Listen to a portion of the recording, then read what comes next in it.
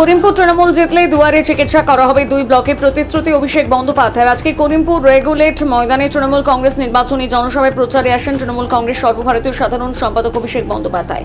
করিমপুর বিধানসভা তৃণমূল প্রার্থী সোহম চক্রবর্তী নির্বাচনী জনসভায় এসে তিনি প্রতিশ্রুতি দেন করিমপুরের মানুষকে।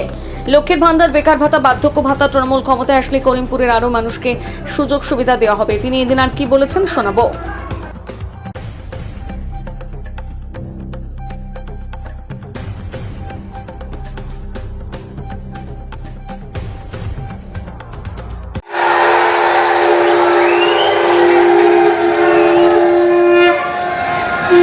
কৃতজ্ঞ আপনারা যেভাবে আজকে আপন করে নিয়েছেন আমাদের সকল। এখানে 2016 সালে মোহাম্মদ মৈত্র জিতেছিলেন, পরবর্তীকালে 21 সালে বিমলেন্দুদা জিতেছিলেন, তার আগে বাই ইলেকশন হয়েছিল 19-এ, তখনও বিমলেন্দুদা জিতেছিলেন। 3 বার তৃণমূল কংগ্রেসকে আপনারা জিতিয়ে আশীর্বাদ করেছেন।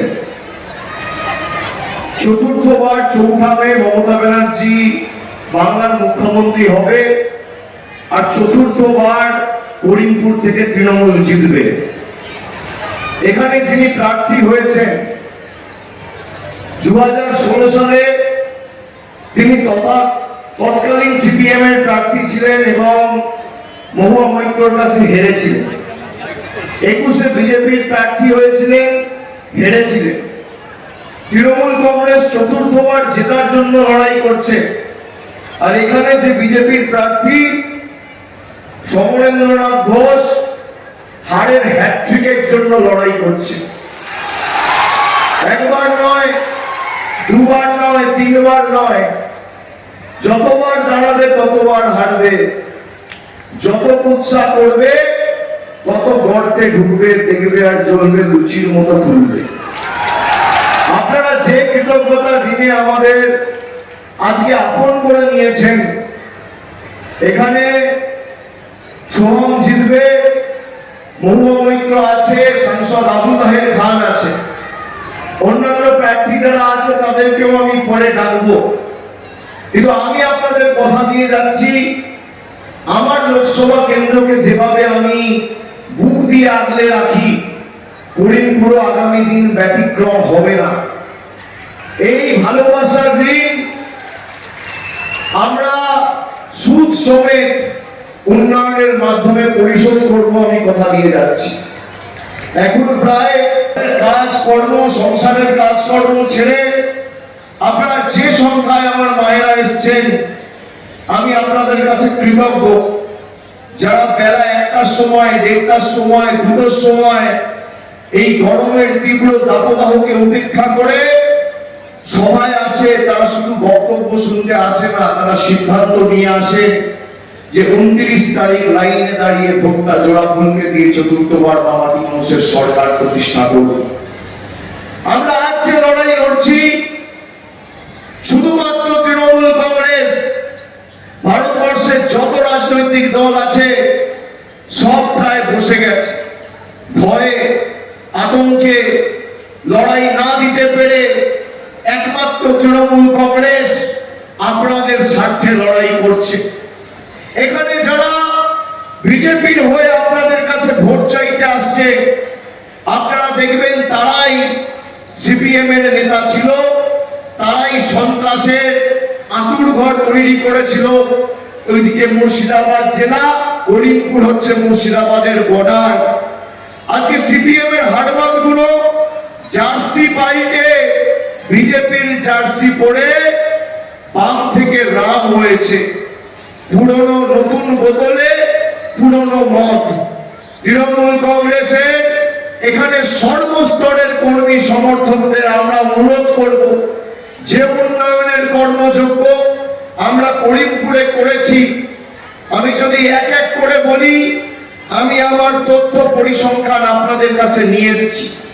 করিমপুরে 1 নম্বর ব্লকে 8টা অঞ্চল, করিমপুর 2 নম্বর ব্লকের 6টা অঞ্চল, এই 14টা অঞ্চল মিলে কত মায়েরা লক্ষ্মীর ভান্ডার পাচ্ছেন, কতজন বাংলার বাড়ি পেয়েছে, কতজন কৃষক বন্ধুতে সাহায্য পেয়েছে, কতজন কন্যাশ্রী পেয়েছে, কত কিলোমিটার গ্রামীণ রাস্তা হয়েছে, তার পুঙ্খানুপুঙ্খ হিসেব আমি নিয়ে এসেছি।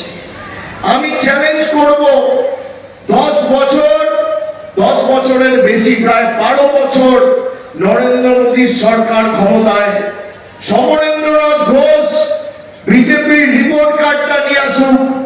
করিমপুর হোক, পলাশিপাড়া হোক, নাকাশিপাড়া হোক, দেহট্ট হোক, কৃষ্ণনগর হোক, কালীগঞ্জ হোক, কৃষ্ণগঞ্জ হোক, রানাঘাট হোক, আপনি মাঠ বাছুন, মঞ্চ বাঁধুন, সময় ঠিক করুন। একদিকে মোদীর রিপোর্ট কার্ড আপনি নিয়ে আসবেন, আর একদিকে মমতা ব্যানার্জির রিপোর্ট কার্ড আমি নিয়ে যাব। তো বক্তব্য রাখছে, পিছনে স্টেজে কি লেখা আছে, এক লাইন বাংলা পড়তে পারবে না, একটা শব্দ উচ্চারণ করতে পারে না। রবীন্দ্রনাথ ঠাকুরকে বলে রবীন্দ্রনাথ সান্যাল, আজকে অমিত শাহ সভা করতে গিয়ে রবীন্দ্রসঙ্গীতকে বলেছে রবি শঙ্কর। এই হচ্ছে বিজেপি। মাছ খেলে আমাদের বলছে মুঘল, আমি বলছি না, প্রধানমন্ত্রী বলছে। কারা মাছ খান একটু হাত তুলুন তো, কারা মাছ মাংস ডিম খান একটু হাত তুলুন। যে বিহারে আর মাছ মাংস বিক্রি করা যাবে না, বিজেপি কোন ব্যবস্থা সেই উপমুখ্যমন্ত্রীর বিরুদ্ধে। ধুতি পাঞ্জাবি পরবো, পায়জামা পাঞ্জাবি পরবো, জামা পরবো, টি শার্ট পরবো, কোন রঙের পরবো, কোথা দিয়ে হাঁটবো, কার সাথে কথা বলবো, একান্তই বাংলার মানুষ ঠিক করবে, দিল্লির বহিরাগত জমিদাররা নয়। তাদেরকে কড়াই ঘন্টায় 2024 সালে আমরা জবাব দিয়েছিলাম। প্রতিশোধ নিতে মানুষকে লাইনে দাঁড় করিয়ে এসআইআর এর মাধ্যমে ভোটাধিকার কেড়ে নিয়েছে। আমাদের জবাবটাও মায়েরা লাইনে দাঁড়িয়ে দিতে হবে। বাংলায় একটা কথা আছে, স্যাকরা দুর্ভাগ কামানের একটা, 100 সোনার কি 1 লোহার কি। আপনি সেই কোপ মারার সুযোগটা আগামী 29 তারিখ পাবেন। যারা আমাদের নিপীড়িত, বঞ্চিত, লাঞ্ছিত, অবহেলিত, অত্যাচারিত, শোষিত করে রেখেছে, তাদেরকে জবাব এমন ভাবে দিতে হবে, বাংলার সাথে বেইমানি করার আগে যেন বিজেপির বহিরাগত নেতারা 100 বার পাবে। প্রত্যেকটা অঞ্চল থেকে সোহান চক্রবর্তীকে জেতাতে হবে। ভোট সরাসরি মমতা বন্দ্যোপাধ্যায়কে দিচ্ছেন।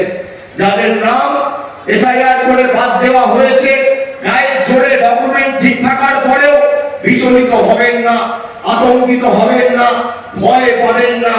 আমি আপনাদের কাছে আবেদন, অনুরোধ রেখে যাচ্ছি, 4 মে মমতা ব্যানার্জির সরকার তৈরি হবে। জ্ঞানেশ কুমার ফিনিশ, জ্ঞানেশ কুমার ভ্যানিশ, তারপর 1 মাসের মধ্যে আপনাদের ভোটাধিকার মমতা ব্যানার্জির সরকার ফিরিয়ে দেবে। এটা আমাদের প্রতিজ্ঞা, আমাদের শপথ।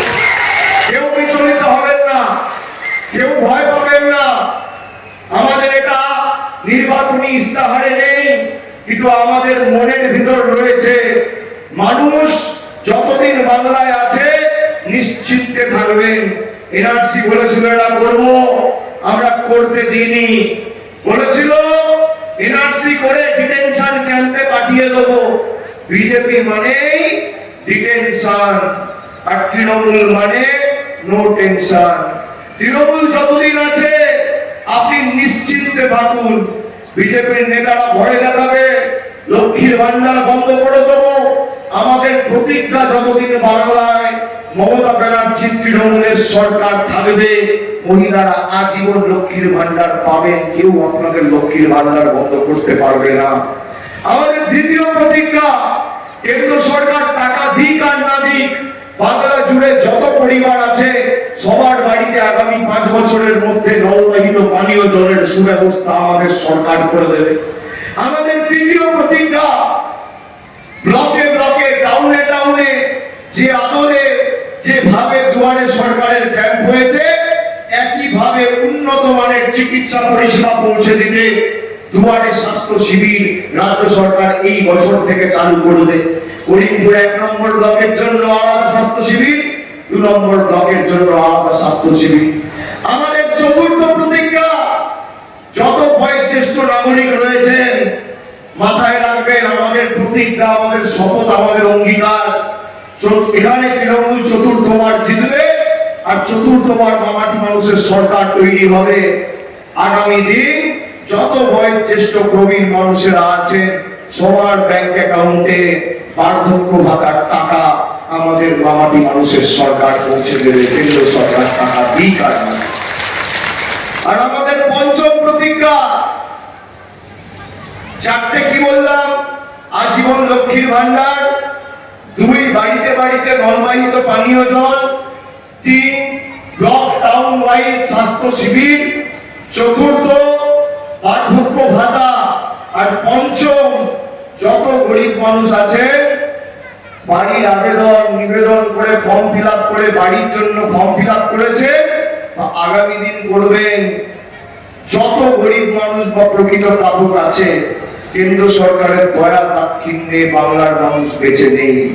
গত 2 বছরে 32 লক্ষ পরিবারকে আমাদের সরকার বাড়ি দিয়েছে।